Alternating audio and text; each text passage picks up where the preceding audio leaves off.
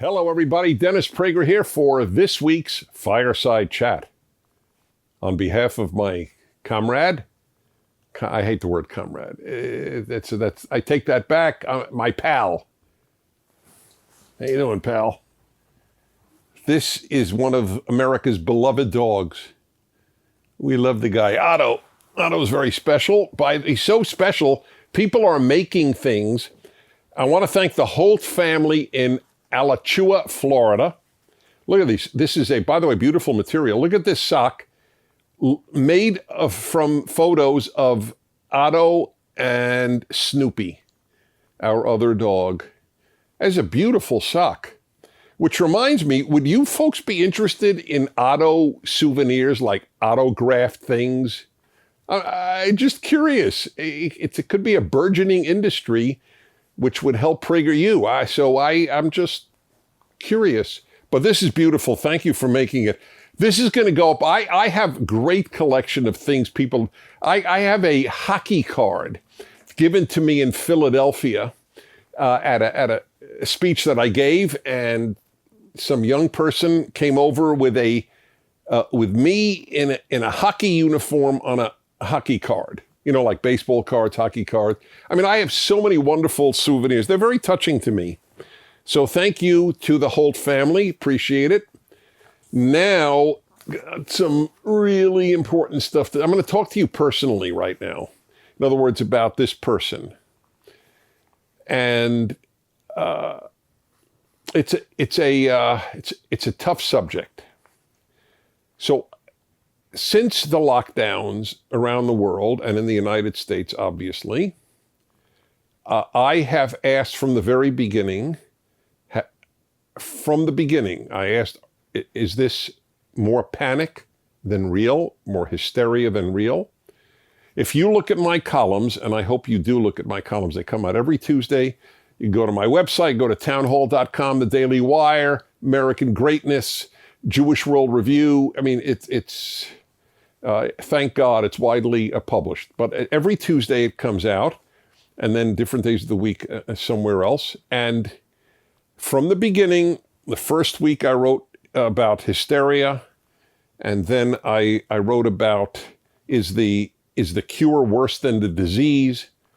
And I have been consistent in my belief, first my suspicion, and now my certitude, or very close to certitude, that it was a horrible error to lock down societies as opposed to quarantining the vulnerable. In country after country, wherever there was a hotspot, like the epicenter in the United States was New York City, it's not only overwhelmingly elderly people, and usually elderly people with another condition. It's not even enough to just be old, or a younger person with another condition, but almost always older.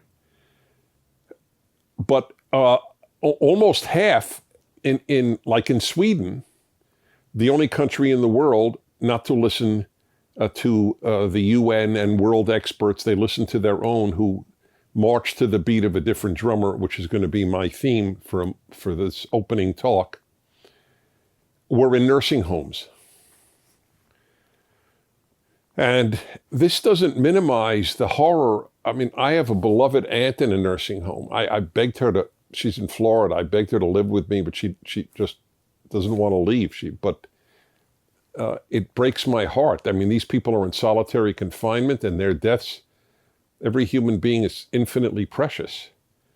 I only mention it, though, because we have ruined the lives of tens and hundreds of millions of people in the world who are exceedingly unlikely to die from this illness.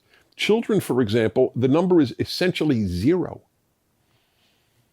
Children should not have been taken out of school. This was a horrific error. And now people won't even have play dates. They're scared of having their kids play with another kid, even after all of these weeks of lockdown. I realize now, and I've talked to you about this, the paralyzing effect of fear. Do you know, even if you're an atheist, you'll find this of interest. Do you know what words God says to human beings the most in the Hebrew Bible, in the Old Testament? You know? Our cameraman knows. He's a good Christian. Do not fear. Al tira in Hebrew. God, is that liberating? It is so liberating not to fear. You know, apropos of this, and then I'll get back to the personal aspect of this subject. So about a year ago, having a meal at a restaurant, and I miss restaurants terribly. I love restaurants. I have since I was in high school. I've done, I would say, half the writing of my life. Articles and books have been done in restaurants. I just love it. I love this great choice of items on an American menu, you know, and infinitely variable. Well, hold the mayo, but put on mustard. I mean, that is so American. And anyway, I miss it. I miss the waiters and waitresses. And anyway, guy comes over to me, goes, Dennis Prager. Yeah. I want you to know I'm reading your Bible commentary, The Rational Bible. And there's something you wrote there that changed my life. I always love to hear something that changes a person's life. What idea have I come up with? And he said, where you wrote how important it is to fear God, because then you won't fear man. He said, I have been walking around my whole life fearing what will people say, how will people react, and so on. It was so liberating. So we are paralyzed by fear, in this case, so unwarranted in this case, because it's overwhelmingly a killer of the very old in very compromised circumstances. We need to find a way to help every one of these. I think there is, by the way. This is the scandal of the modern era, that people have objected to hydroxychloroquine and along with azithromycin and zinc, which apparently, when given early enough, has an incredibly high rate of curing people of the disease. But because President Donald Trump recommended it, people hate Trump more than they love saving lives. That is the only reason for the opposition to hydroxychloroquine. That is how pathologic the hatred of Donald Trump is. I'm not asking you to like him. I don't even talk about him in the Fireside chats. But I do care about keeping people alive. I can't imagine hating any president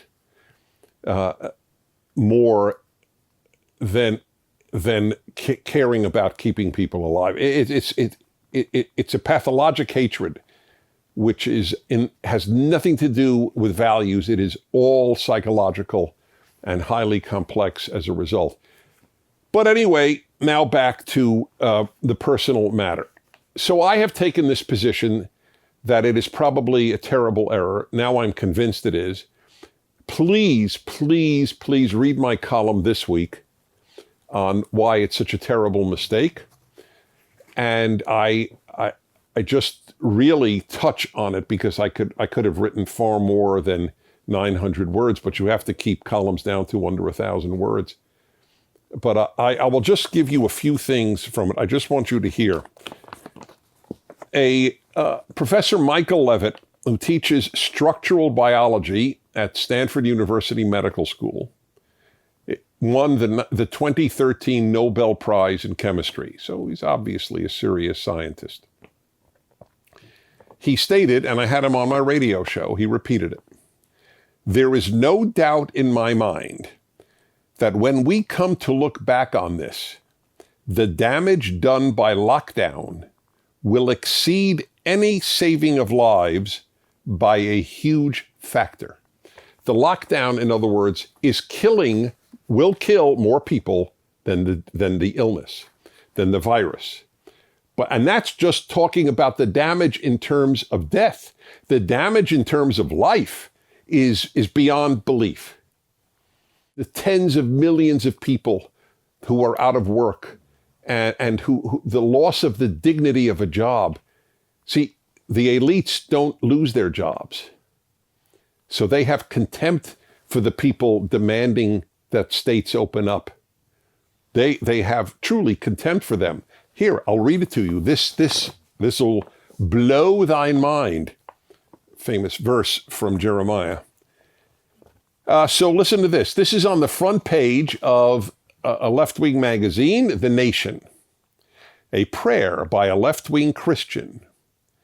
He is Reverend Dr. William Barber II, a Protestant minister, president of the North Carolina NAACP, National Association for the Advancement of Colored People.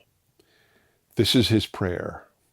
May we who are merely inconvenienced remember those whose lives are at stake.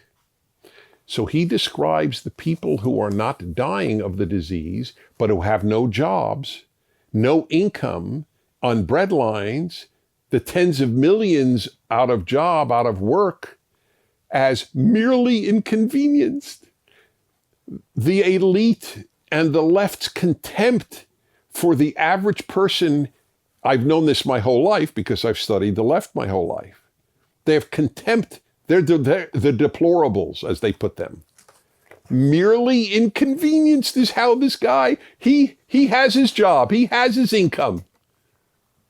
Merely inconvenienced? Whew! Takes your breath away. We have created willfully a depression, a worldwide depression. Hundreds of millions of lives are at stake in the world because of hunger and other disasters, because the food supply chain in the world has been deeply hurt. Even in the United States, it's beginning to be hurt. So here's the personal part.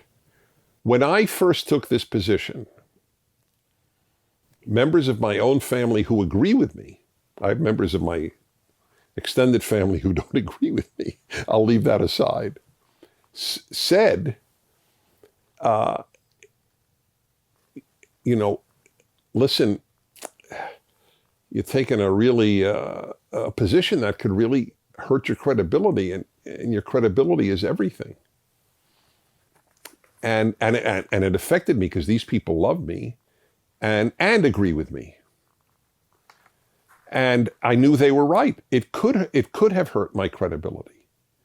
To take such a position so early on, when the world is saying that 2 and 2 is 5, in my opinion, or if you will, 2 and 2 is 4, and I'm saying no, in this case it's 5, whatever way you want to look at it.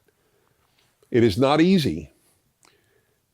So my question to myself and to you is, what enabled me to take such a public position? And the hatred directed at me, I'm attacked, I think, 3 or 4 times in the Washington Post and the New York Times.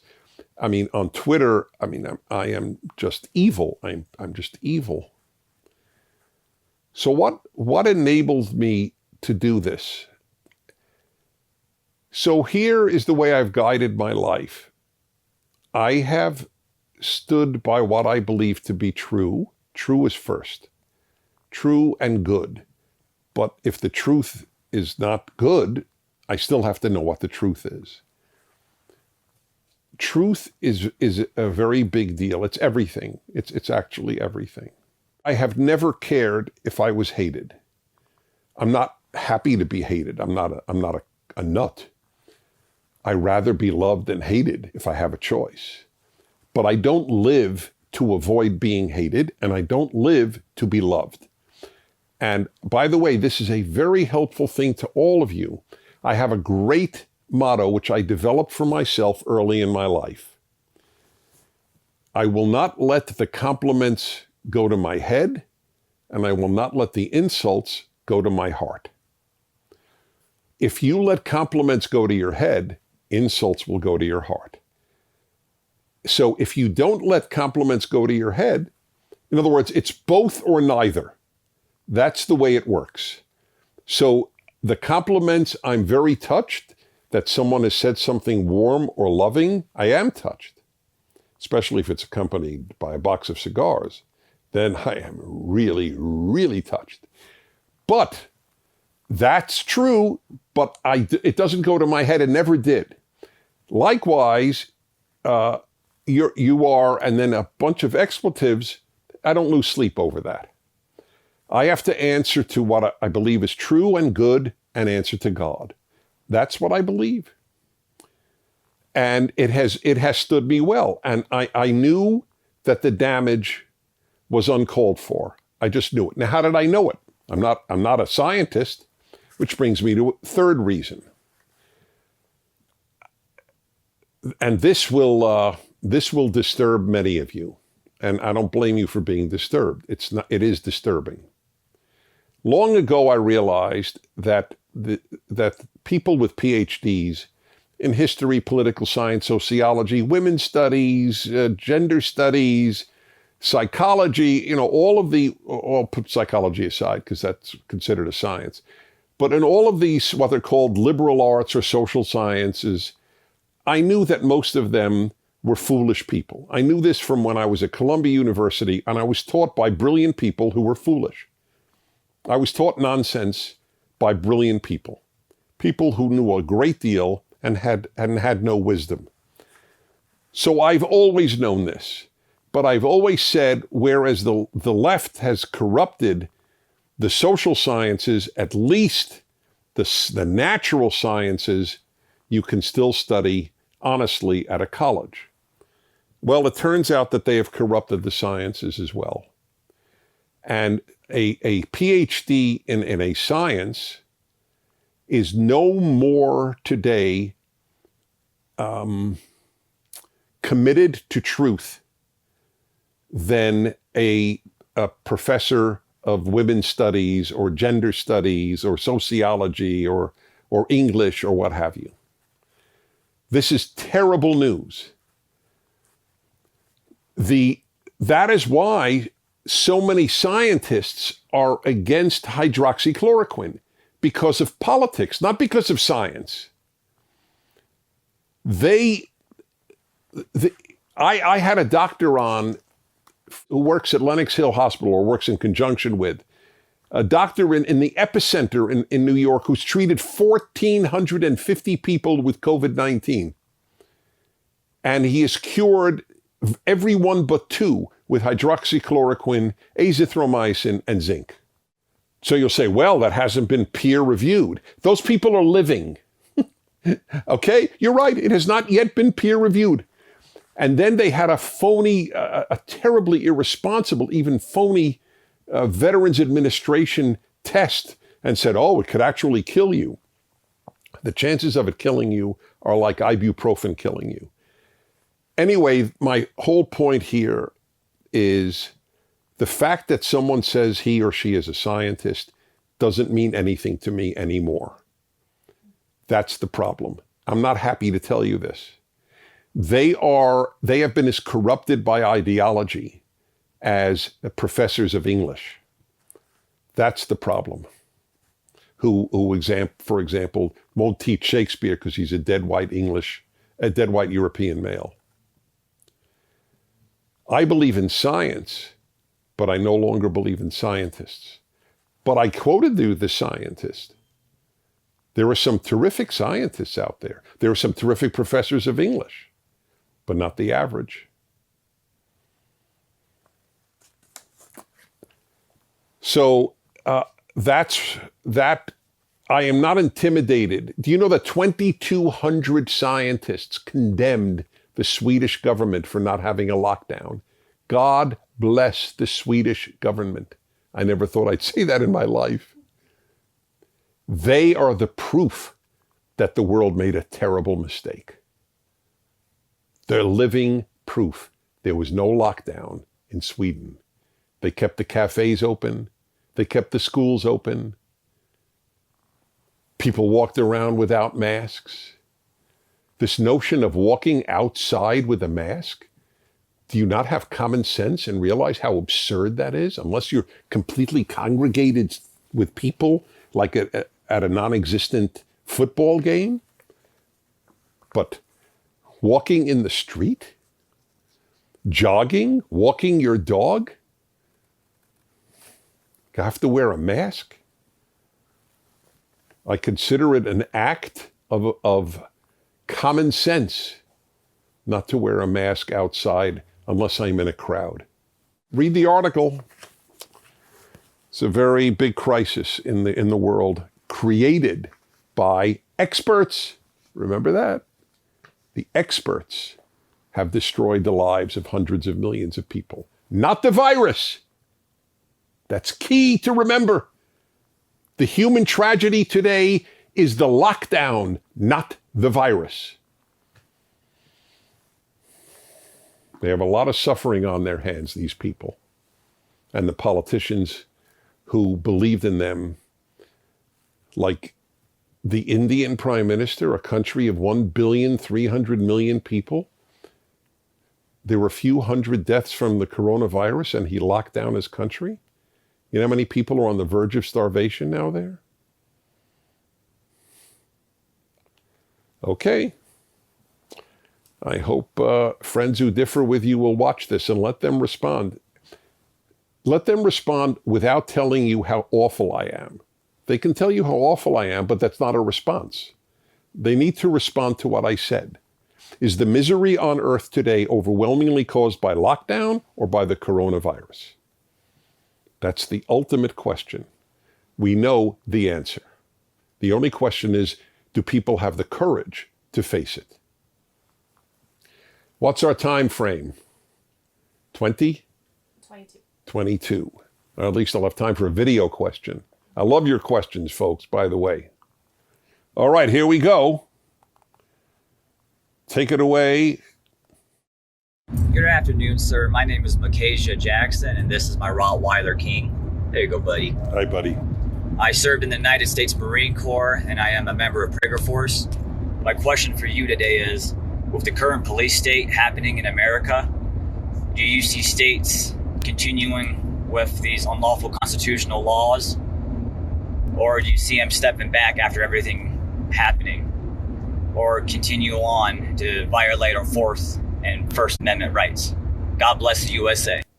Thank you. Appreciate that. That was my column last week, and I'd like you to see that about, let's call it the dress rehearsal for a police state. Even if you agree, just be intellectually honest, even if you agree with what has been done in virtually every state in the United States and certainly elsewhere, but we'll take the U.S. First of all, I don't understand on what right the governor of California has to tell me I cannot go to a public beach. I'm not joking. I don't know what because he thinks it's healthy for me. Okay, well then why stop there? But they didn't stop there. I learned about this. This is so interesting. See, I knew things were getting bad when Burbank, California, near where I broadcast, Burbank, California announced many years ago that you cannot smoke a cigar in a cigar store. Did you know that? Amazing, no? And I remember saying it on the radio, this is beyond belief. If I voluntarily want to smoke in there and the owner is fine with it too, and the other people came in willingly, what is it your business?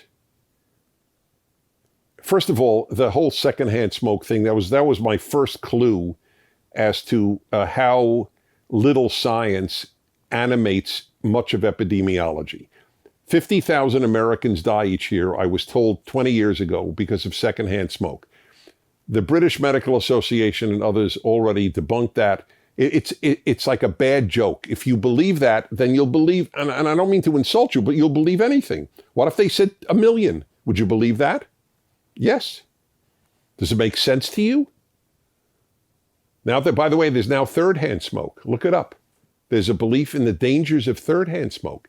A jacket that was worn by a person who was smoking and then someone else smells that jacket later is endangered. These are bored people. Bored people are very dangerous. So I remember thinking, wow, if the city of Burbank can tell people that they can't smoke in a cigar store, then we have truly ceded rights. And that's when I came up with a saying, it's 20 years ago, health über alles, health above all. Your rights are rescinded if I think you're doing something unhealthy. Of course, then they legalize marijuana, which so often has a terrible impact on a young person's brain, but that's a separate issue.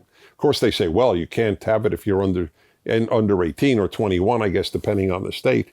But of course, I think there are a number of people in their teens smoking marijuana. I would infinitely prefer they were smoking cigars. Has no impact on the brain. It has no impact, period, to be honest. It's minuscule. And I don't say because I smoke cigars, I know cigarettes are dangerous, but cigars are not inhaled. So this is what tipped me off to the corruption of law and science. Ironically, the cigar and secondhand smoke issue. So the governor of California says you may not go to a beach. So I mentioned on the radio, it cracks me up, the notion of public beach. The public cannot decide what it does with a public beach. So please understand, the word public is phony. The public does not own anything public. The state does. The government does. That's why I mistrust government.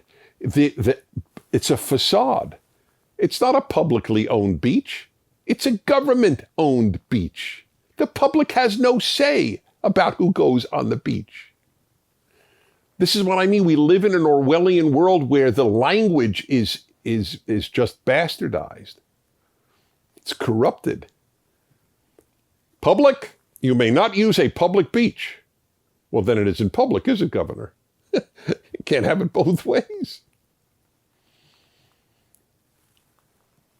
And then when people demand that the beach be opened or that they be allowed to open their store because they're going bankrupt, literally bankrupt in the millions, the elites have contempt for them. You know who have contempt for them? The people who have their jobs, like the governor and the scientists and the journalists. They all have their jobs. So they have contempt, as I said earlier in the show, for the average Joe, as we say in America, who wants to open up his store. Nobody's forcing anybody to go out of their house. But I don't know how you can force people to stay in their house. Do you know it's the first time in human history healthy people have been quarantined?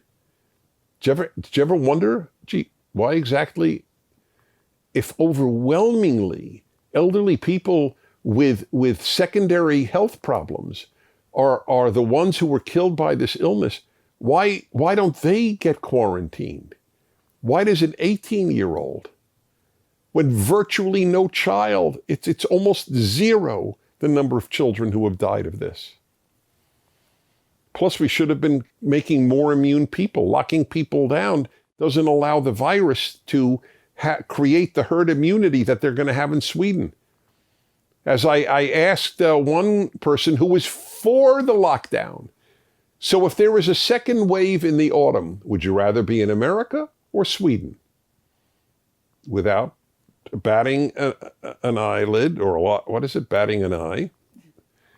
Well, you have to bat your lid, so let's be real here. To his great credit, he said, I'd much rather be in Sweden, where they have developed, and that's what they said, we want to develop herd immunity, where enough people have it so that the virus doesn't start reinfecting vast numbers of people. They serve as a sort of block from it going further. What the American national anthem has as its last words is the land of the free and the home of the brave. It is no longer the land of the free and the home of the brave. It is the land of those who welcome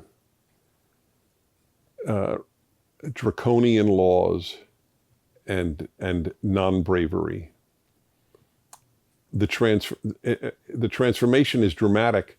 In 1969, I believe it was, There was a flu that killed more people than the coronavirus has thus far killed. And way more in 1957.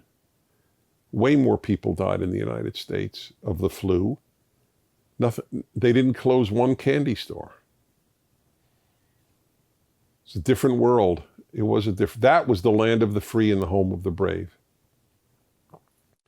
Today it is the land of the unfree and who welcome that. And that's another thing I have been saying. Freedom is a value, not an instinct. People much rather be taken care of than be free. And America could lose its liberty in a generation. And I fear it might, because they haven't been taught to treasure it. That people think it's okay to be told that they can't run their business. The state has ordered you to lose all your money. You've done nothing wrong, but you are ordered to cease being able to provide for your family.